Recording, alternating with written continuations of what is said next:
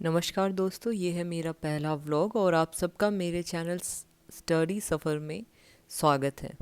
मैं यहाँ आपके साथ शेयर करने वाली हूँ अपना डेली रूटीन। और सुबह के 5:30 बजे हैं, मैं अभी उठी हूँ और सबसे पहले मैं ये कोपर के जग से पानी पीऊँगी। हेल्थ के लिए बहुत ज़्यादा अच्छा रहता है। As I am a housewife, सबसे पहले सुबह मुझे उठ के अपने घर के सारे काम निपटाने होते हैं। मेरा बेटा स्कूल जाता है करीबन 8:30 के करीब, तो उससे पहले मुझे सारा ब्रेकफास्ट रेडी कर लेना होता है और उसका टिफ़िन पैक करके देना होता है। हम सब हाउसवाइफ का नॉर्मली यही रूटीन होता है, और अगर हम काम को ख़त्म ना करना चाहें तो शायद पूरे दिन में काम ख़त्म ही नहीं होगा। पूरे दिन में कभी कुछ ना कुछ लगा ही रहेगा। लेकिन अब जब मैं एग्ज़ाम की प्रिपरेशन करने लगी हूँ, आप सब लोग भी जानते होंगे कि टीचिंग पोस्ट के लिए बहुत सारे एग्ज़ाम्स की नोटिफिकेशंस निकले हैं, और मैंने भी एक बार फिर से इन एग्ज़ाम्स की तैयारी करने की सोची है। तो इसके लिए मैं जल्दी जल्दी अपने सुबह का काम निपटा रही हूँ यहाँ पे। देखिए, जब तक हम ये सोचते रहेंगे कि हम पढ़ें और हमारे हिस्से की ज़िम्मेदारी का काम कोई और करेगा, क्या आजा, हमें तीन काम दिन की करना छुट्टी पड़ता कभी है, नहीं होती। हम कैसे करेंगे, हम जल्दी आ, पढ़ाई कब खाना तक खाएंगे। कर पाएंगे, कब तक इन कामों में लगे रहेंगे, ये सोचने सोचने में ही हम काफ़ी समय बर्बाद कर देते हैं। तो मेरा आप सबसे सुझाव रहेगा कि ये सब सोचने में अपना समय ना ज़ाया करें और अपना काम जल्दी से जल्दी ख़त्म करके पढ़ाई करने बैठें। मैं यहाँ स्टार्ट करने वाली हूँ अपना सब्जेक्ट सबसे पहले, और मैंने शुरू किए हुए हैं एसक्यूएल और पाइथन। उसके बाद मैं मैथ, रीजनिंग और इंग्लिश के कुछ 20 क्वेश्चंस प्रैक्टिस करूँगी। लेकिन सबसे पहले मेरी प्रायोरिटी है मेरा सब्जेक्ट, और मेरा सब्जेक्ट है कंप्यूटर। मैं केवीएस की तैयारी कर रही हूँ, साथ ही साथ मैं हरियाणा के जो पीजीटी वाले एग्ज़ाम्स निकले हैं उनकी भी प्रिपरेशन कर रही हूँ। हालांकि हरियाणा वाले एग्ज़ाम्स की कोई भी जो सिलेबस है वो नहीं आया है, तो बेहतर है कि मैं केवीएस वाले सिलेबस के अकॉर्डिंग ही उसकी प्रिपरेशन करूँ।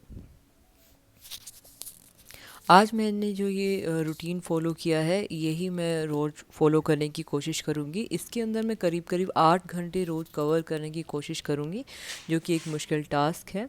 अब दोपहर के 1 बज चुके हैं और मुझे पढ़ते हुए करीबन 3.5 घंटे हो चुके हैं। कुछ आधे घंटे का ब्रेक लेने के बाद मैं दोबारा से पढ़ना स्टार्ट करने वाली हूँ, और अब की बार मैंने सब्जेक्ट चेंज कर लिया है। अब मैं अपनी एनसीईआरटी बुक से पढ़ाई स्टार्ट करूँगी। देखिए, एनसीईआरटी का जो सिलेबस है वो बहुत ज़्यादा इंपॉर्टेंट है। आज जैसे कि आपने केवीएस की नोटिफिकेशन में देखा होगा कि एनसीईआरटी की सारा सिलेबस आपको कवर करना है। डिफ़िकल्टी लेवल जो है वो ग्रेजुएशन और पोस्ट ग्रेजुएशन लेवल तक की आएगी, बट फिर भी आपको एनसीईआरटी को अच्छे से गो थ्रू होना ही है। पढ़ाई करते वक्त हाउसवाइफ को, एक मदर को और एक मैरिड वुमेन को हमेशा यही सबसे ज़्यादा परेशानी आती है कि उसके घर की बहुत ज़्यादा रिस्पॉन्सिबिलिटीज़ होती हैं उसके ऊपर, और कहीं ना कहीं सपोर्ट जो होता है वो फैमिली के थ्रू इतना ज़्यादा नहीं मिल पाता है, या कहीं बिल्कुल नहीं मिल पाता है। और हम कोशिश करते हैं कि हम किसी ना किसी तरह अपनी पढ़ाई को सुचारू रूप से चला सकें।